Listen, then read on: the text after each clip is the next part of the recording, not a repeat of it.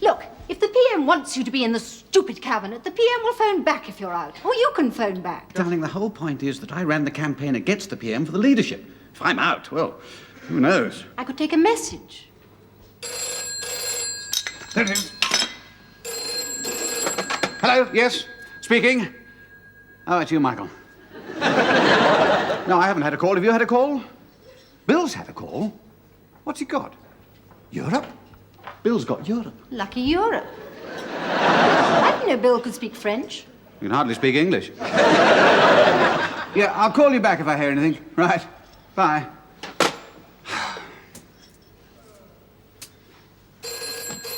Fingers crossed. Hello. Yes, speaking. It's the gas board. Good Lord, man, that was weeks ago. Yeah, well, would you mind? I'm waiting for a rather important call.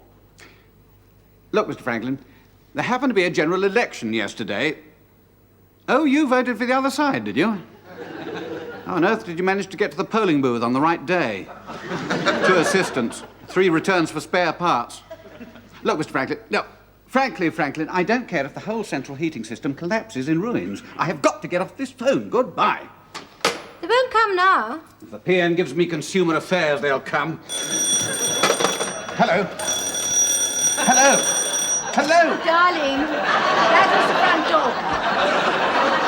It'll be Frank. Did you know Martin's got the Foreign Office? Has he? Jack's got health, and Fred's got energy. Has anyone got brains? What do you mean, education? No, I know what I mean. Well, what's left? I mean, what have I got? Rhythm. Frank, I have heard absolutely nothing. Not that it's surprising. My whole career is going down the drain and up the spout because the Prime Minister of England is totally unable to reach me on the electric telephone. You get it, would you, darling? Hello?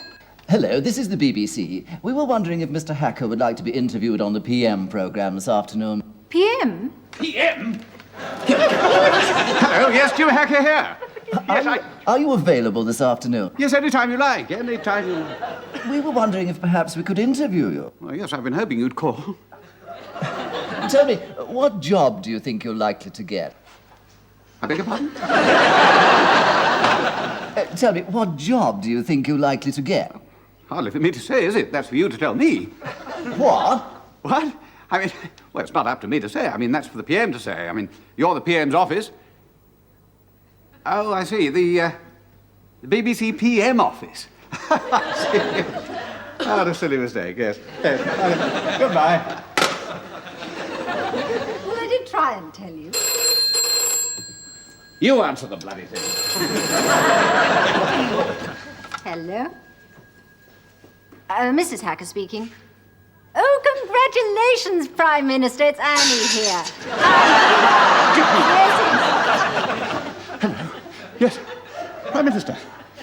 Yes, of course. Yes, Righto. I'll be on the next train.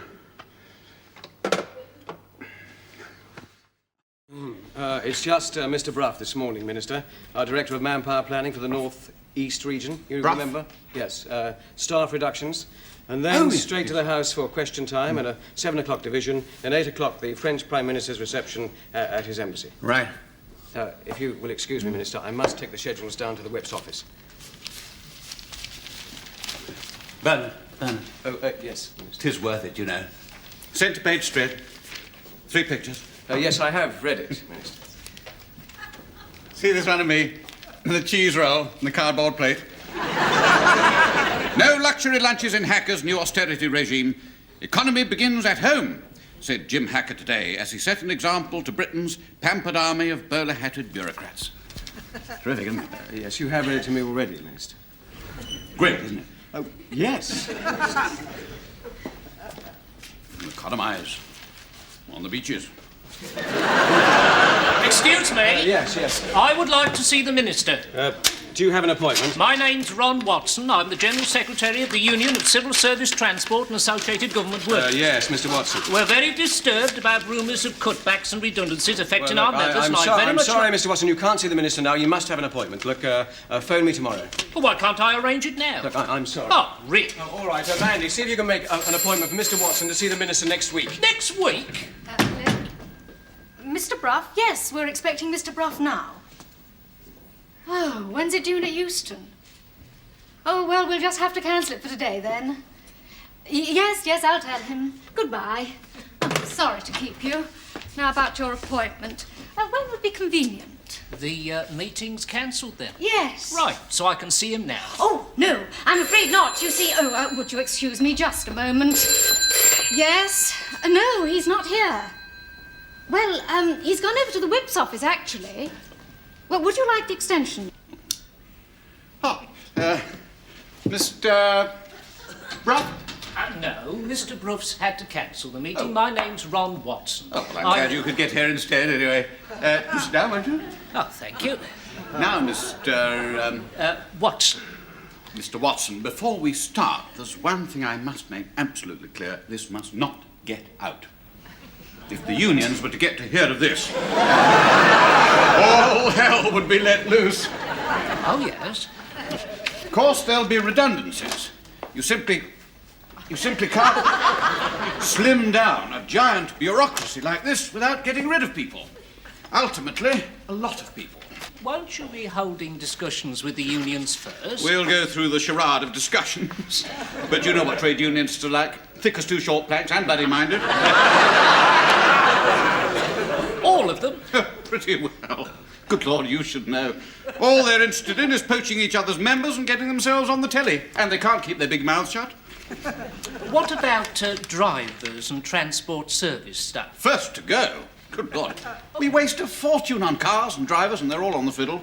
I see. Because, as I was trying to explain, I'm not Mr. Bruff's deputy. I'm the General Secretary of the Union of Civil Service Transport and Associated Government Workers.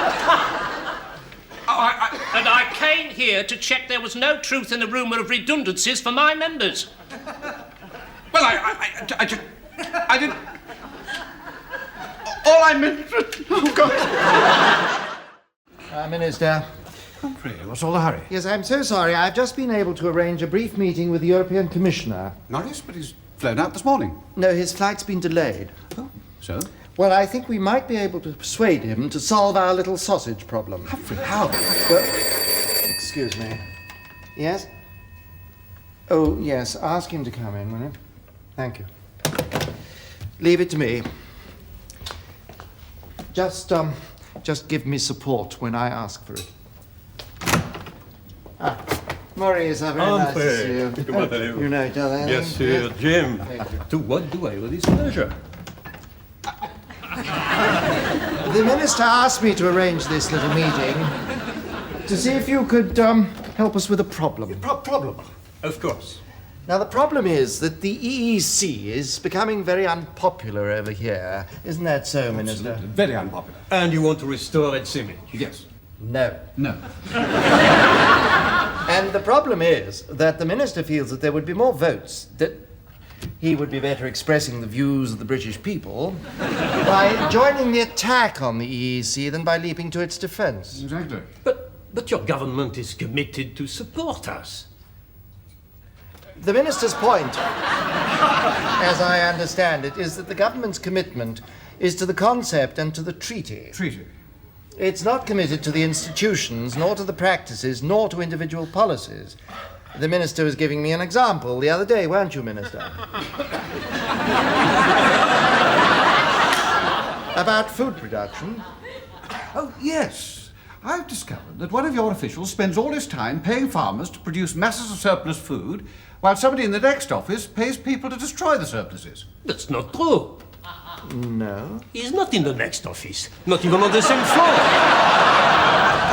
And the minister has hundreds of similar examples, haven't you, Minister? And the nub of the problem is that the minister is beginning to think that some member of the cabinet ought to start telling the British people about them. That would be intolerable. Even the Italians wouldn't stoop that low. Aren't being asked to redesignate salami as emulsified, high-fat offal tubing.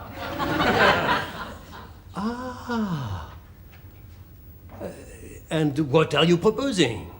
After all, we are committed to harmonization. We cannot call it the sausage. What do you suggest? Well, politics is about presentation. Why don't we call it the British sausage? British sausage. Saucisse anglaise. Salsicce inglese. British wurst. Yes, I think we could. Recommend that to the Commission. Splendid. The Minister's always said that the EEC is a splendid institution, haven't you, Minister? Splendid.